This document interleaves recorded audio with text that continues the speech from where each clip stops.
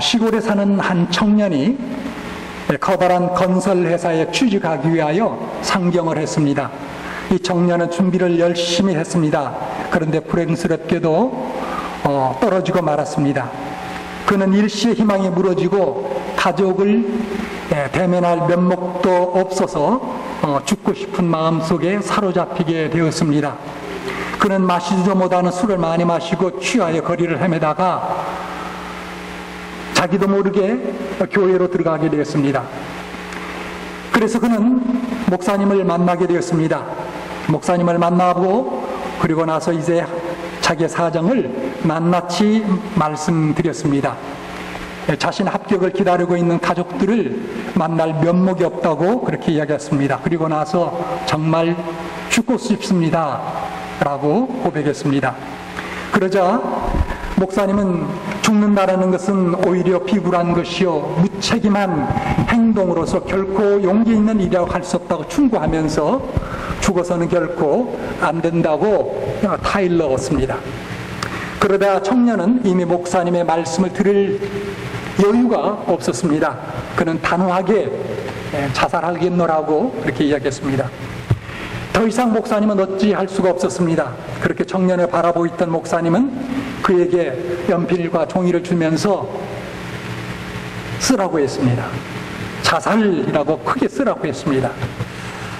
그러자 청년은 버럭 화를 내면서 죽으려고 하는 사람을 목사님이 놀리는 것이냐고 되들었습니다.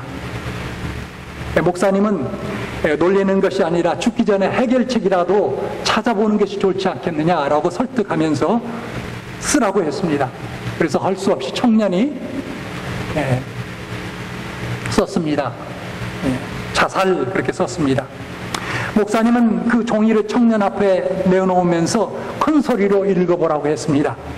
청년은 못마땅해 하면서도 크게 자살이라고 읽었습니다. 그러자 목사님은 이번에는 거꾸로 한번 읽어보라고 했습니다. 거꾸로 뭘까요? 살자. 청년은 살자 소리를 지르며 읽었습니다. 목사님은 다시 더 큰 소리로 2번 읽으라고 했습니다. 살자, 살자. 청년은 자기도 모르게 그것을 읽으면서 피식 웃게 되었습니다. 목사님은 청년에게 젊고 앞날이 창창한 사람이 어찌 그렇게 죽음의 생각을 갖게 됐는가 라고 책망 책망을 하면서 생명을 해치는 것은 돌이킬 수 없는 죄라고 타일러 주었습니다. 그리고 청년에게 몇 푼을 주어주면서 결코 딴 생각하지 말고 집으로 돌아가라 보냈습니다. 청년은 일어서면서 목사에게 이렇게 얘기했습니다. 자살보다는 살자는 소리가 정말 듣기가 좋습니다. 그러면서 입에 미소를 먹으면서 떠났다고 합니다. 사랑하는 여러분, 한마디의 말이 절망적인 상황에서 벗어나지 못했던 한 사람에게 용기와 희망을 줄 수가 있다면, 또한 반면에 잘못된 한마디가 한 사람의 운명을 그르칠 수 있다는 것, 비참하게 만들 수 있다는 것을 우리는 알아야 됩니다. 그래서 혹자는 이런 이야기를 했습니다. 인류의 역사는 말의 역사다. 말이 얼마나 중요한지를 뜻하는 그런 말입니다. 그래서 각 나라마다 말에 대한 속담이 다 있습니다. 없는 나라가 아마 없을 것입니다. 우리 말에도 있지 않습니까? 말 한마디로 천냥빚을 갚는다. 독일에도 말에 대한 속담이 또 있습니다. 많이 있겠지만 그 중에 하나를 든다면 고기는 낚싯바늘로 잡히고 사람은 말로서 낚인다. 덴마크도 있습니다.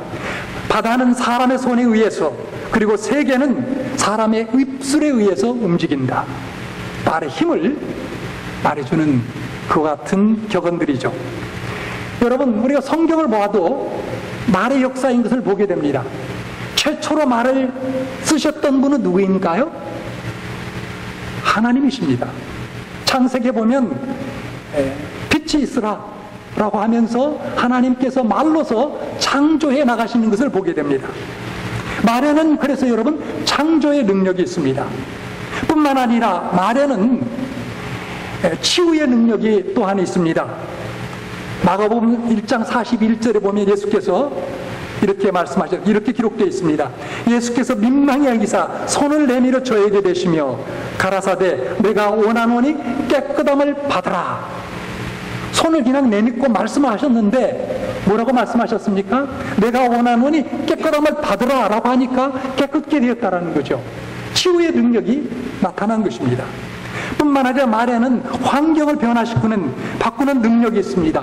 마가복음 11장 23절에 기록된 말씀이죠. 내가 진실로 진실로 너에게 이르노니 누구든지 이 산더러 들리어 바다에 던지우라 하며 그 말하는 것이 이룰 줄을 믿고 마음에 의심치 않으면 그대로 되리라.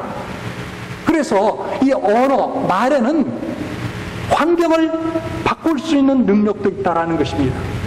여러분, 물론 이것은 하나님과 그리고 예수님의 말씀이죠. 언어죠. 하나님과 그리고 예수님의 말씀에는 그 같은 능력, 창조의 능력, 치유의 능력, 어떤 환경이라도 바꿔놓을 수 있는, 변화시킬 수 있는 능력이 있는 것을 우리가 보게 됩니다. 그런데 문제는 하나님이나 혹은 예수님께서만 하시는 말씀에만 그와 같은 능력이 있는 건가? 물론 우리가 하는 말이 하나님이나 혹은 예수님의 말씀과 언어와 말씀과 같은 그러한 역사, 능력 역사는 나타나지 못한다 할지라도 하나님의 형상으로 지음받은 그러한 귀한 존재들로서 우리에게도 언어의 힘을 하나님께서 주셨다는 거예요.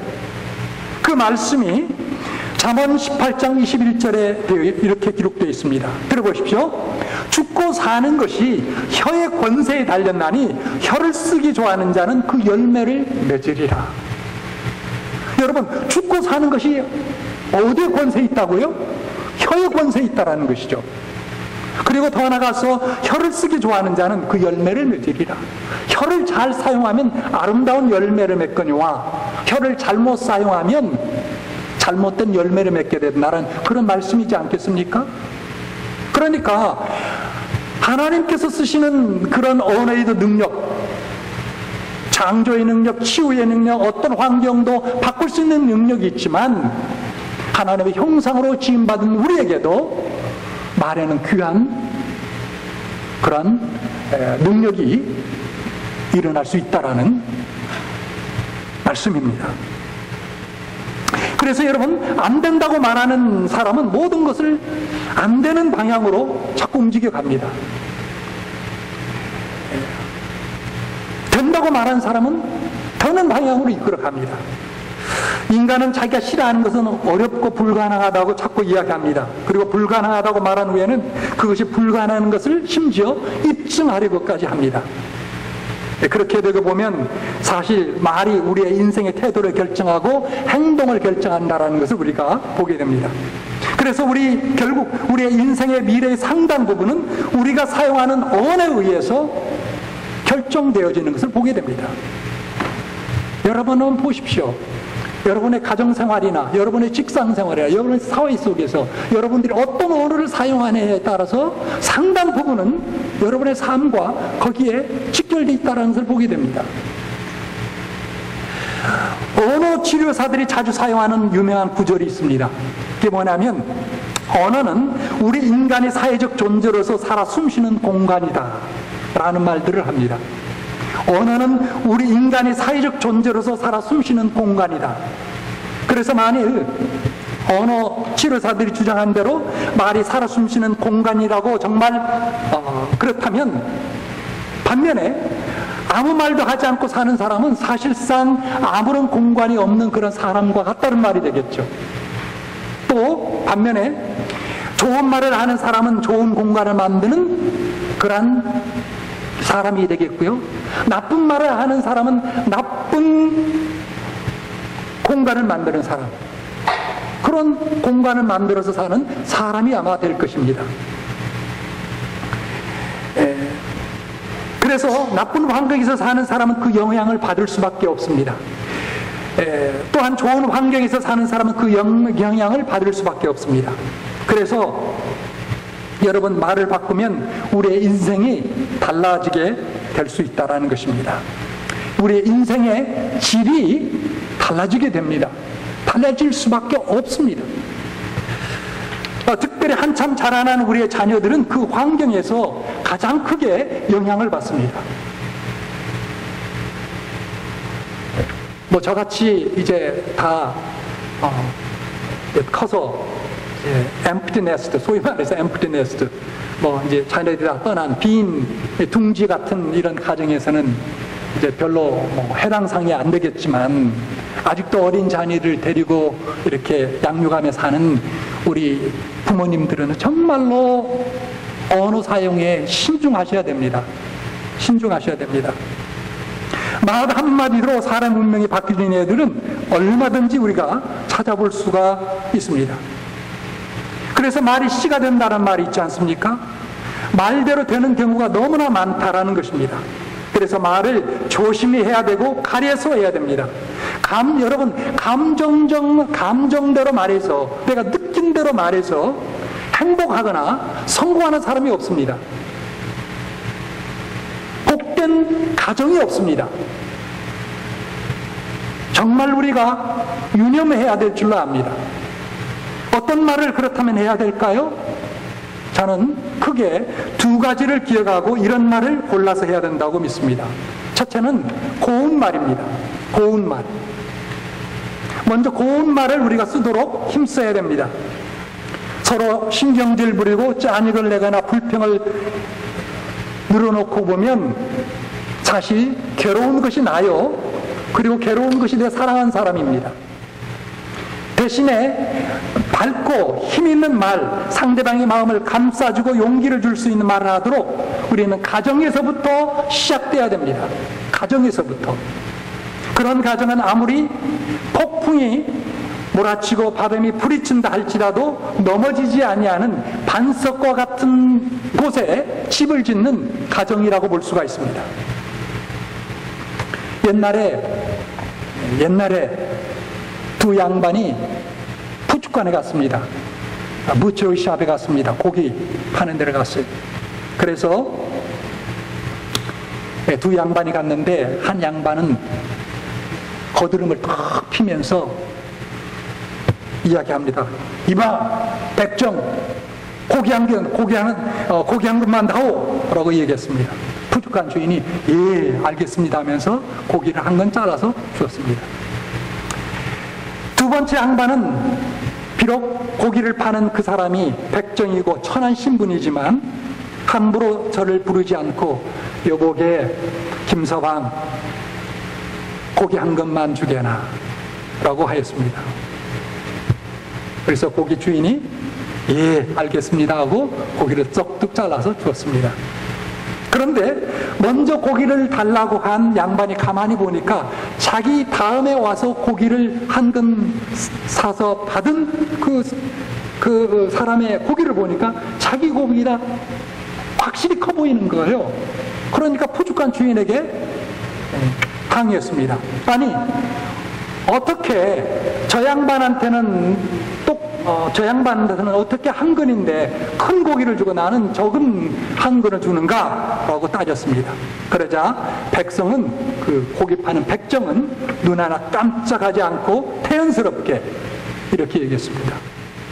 손님이 고기는 백정놈이 자르는 것이요, 저 양반의 고기는 김서방이 자르는 고기입니다.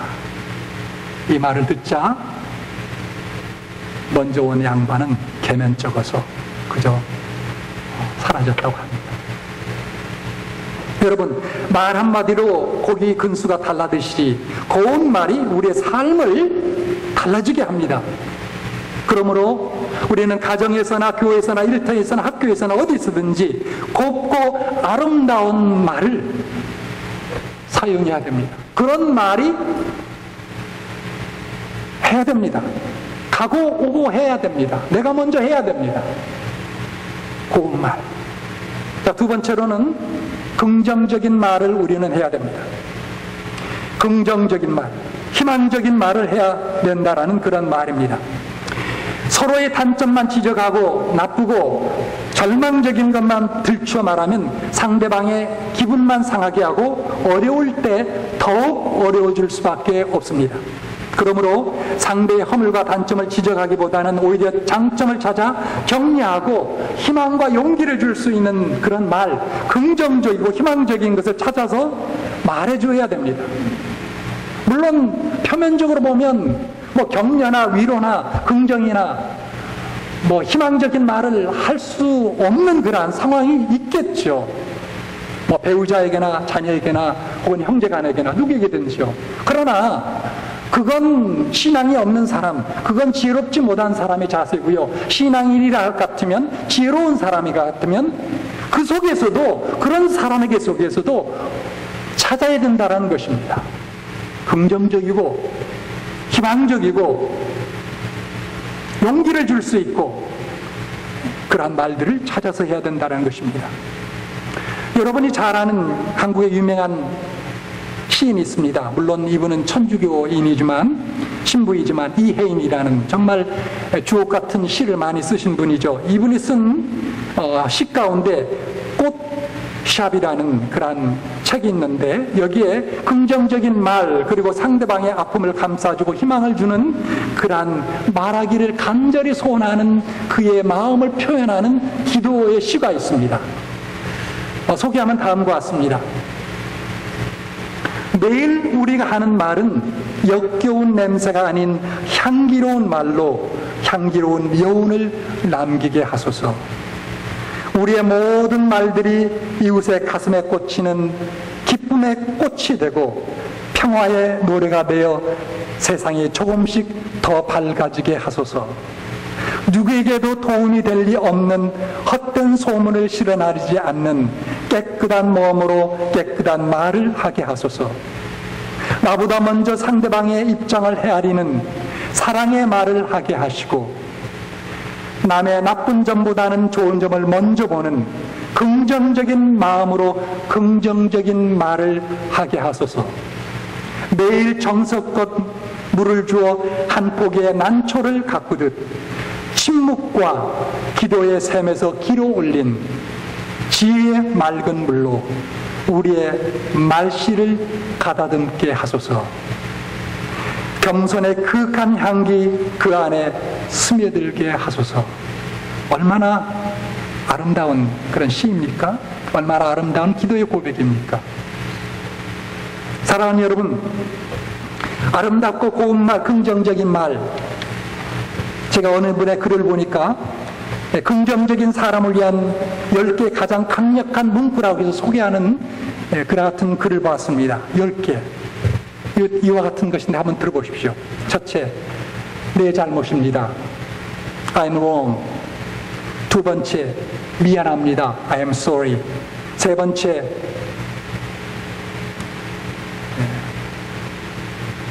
세 번째는 제가 지난주에 차를 타고 가다가 그 뒤에 라이센스에 보니까 알파벳가 이렇게 돼 있더라고요. Y, S, U, C, A, M. 뭡니까? Yes, you can. Yes, you can.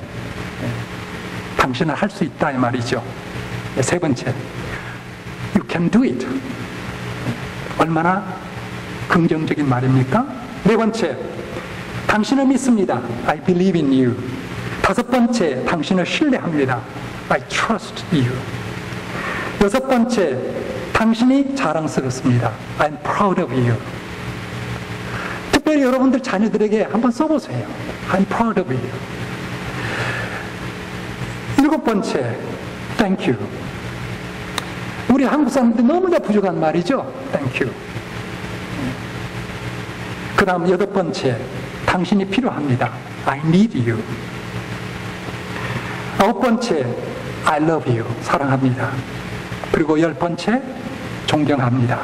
I respect you. 여러분, 오늘 읽었던 우리 본문의 말씀 어딥니까? 시편 141편 3절이죠. 이 시편 131절 3절의 말씀에 볼 것 같으면 우리 언어에 대한 세 가지의 중요한 의미를 제시하고 있습니다.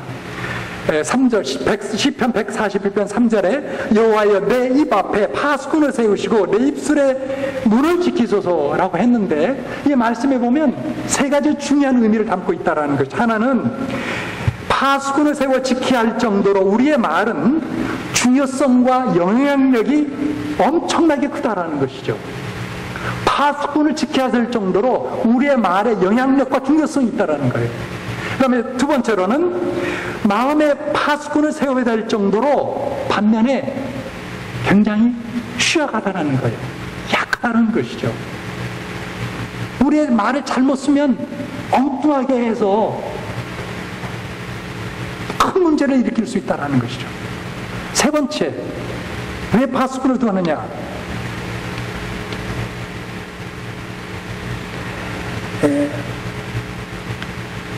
마음과 말은 항상 24시간 경계를 풀 수 없다는 것입니다. 언제든지 실수할 가능성이 항상 내재되어 있는 것이 우리의 혀요, 우리의 말이다라는 것이죠. 그렇기 때문에 시편 기자는 뭐라고 고백합니까?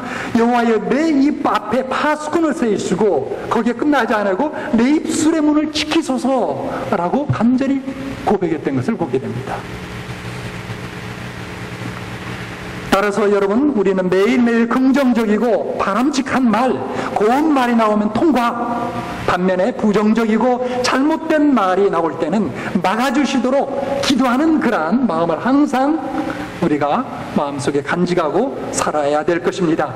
그래야 가정도 살고 건강하고 그리고 일터에서도 즐거움이 넘칠 것입니다. 무엇보다도 그런 아름다운 말, 고운 말, 긍정적인 소망을 주는, 위로해 주는 그런 말을 우리가 사용할 때에 하나님께서 영광을 받으시고 그리고 주님의 복음을 증거하는 가장 첫 번째의 통로가 될 것입니다.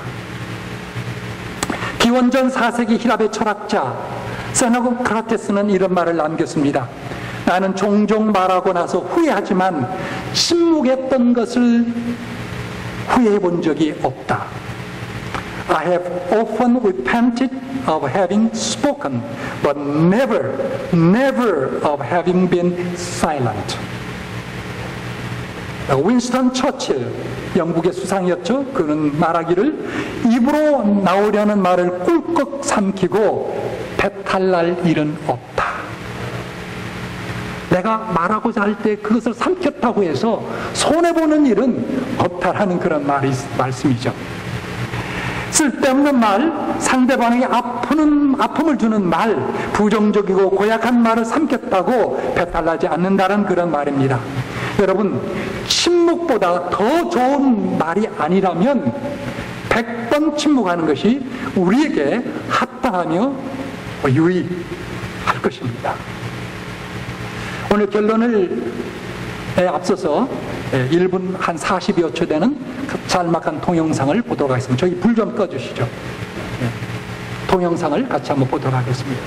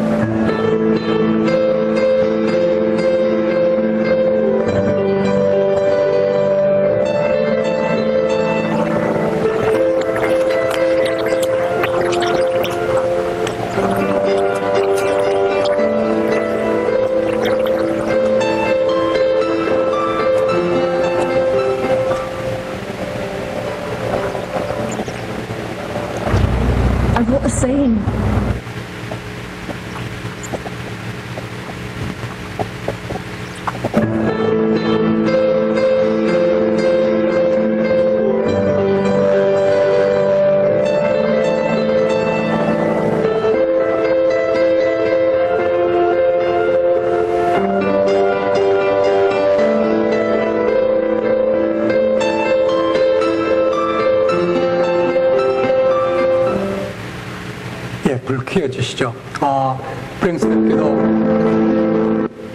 불행스럽게도 자막은 떴는데 대화 내용이 어떻게 녹음이 잘 안 됐습니다. 여러분 보셨는지 모르지만 여기 지금 눈이 안 보이시는 분이죠. 그렇죠. 하나의 글씨를 써놓고 지금 이제 그 동정을 받지 않습니까? 뭐라고 거기에 써 있는 것 여러분 보셨습니까? 뭐라고 쓴 글을 놓고 구걸을 합니까? I am blind. Help me. 나는 눈이 보이지 않습니다. 도와주세요. 라고 하죠. 사람들이 와서 동전을 넣고 가죠. 한 젊은 아가씨가 와서 그것을 바꿔 쓰죠. 뭐라고 바꿨습니까? 여러분 보셨습니까? It's a beautiful day, but I can't see it. 너무나 아름다운 날입니다. 그러나 나는 볼 수 없습니다. 그 글을, 새로운 글을 볼 때 사람들이 어떻게 반응합니까? 더 크게 그를 안타까워하며 그에게 사랑과 동정을 베푸지 않습니까? 여러분 그렇습니다.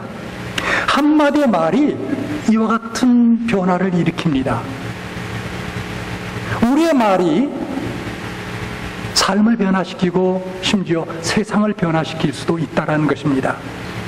죽음에서 생명으로 바꾸어 놓을 수도 있습니다. 절망에서 소망으로, 포기에서 재기로, 죽음에서 생명으로 이르게 하는 것이 단순한 한마디 말에 의해서 이루어질 가능성들이 얼마나 많이 있는 것이 바로 우리의 언어다라는 것입니다. 따라서 여러분, 우리는 가능하면 최선의 노력을 다해서 창조적이고 긍정적인 말, 칭찬하는 말, 용기를 주는 말, 기쁨과 희망의 말을 주는 그런 말을 해야 될 것입니다. 하루하루를 덕이는 말, 은혜를 끼치는 말로 그렇게 시작하고 그렇게 살도록 힘쓰는 여러분 될 수 있기를 바랍니다.